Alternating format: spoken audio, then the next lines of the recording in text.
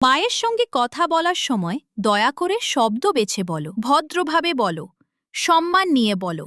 মা, তিনি ভালোবাসার জন্য, শ্রদ্ধার জন্য, তিনি তোমার শত্রু নন, তিনি তোমার জন্মদাত্রী। যখন তুমি কটু কথা বলো, একবার নিজের শরীরটা ছুঁয়ে দেখো, তোমার কোন অঙ্গটা মা ছাড়া সম্ভব হতো? তোমার মাকে ভেঙে দেওয়ার শেষ ফোঁটা জীবনের কষ্ট বা দারিদ্র্য নয়, বরং তার সেই সন্তানই যে তার ভালোবাসা বুঝতে শেখেনি, যে প্রতিদিন তাকে আঘাত করে, অজ্ঞতা দিয়ে, অভিমান দিয়ে, বিদ্রোহ দিয়ে। তুমি যখন রেগে যাচ্ছ, চিৎকার করতে চাইছো মায়ের ওপর, সেই মুহূর্তে একটিবার মনে রাখো, যদি মা না থাকেন, এই সংসারটাই আর সংসার থাকে না, সব কিছু ছিন্নভিন্ন হয়ে যায়। মা, আমি বুঝেছি, আমি তোমাকে ভালোবাসি।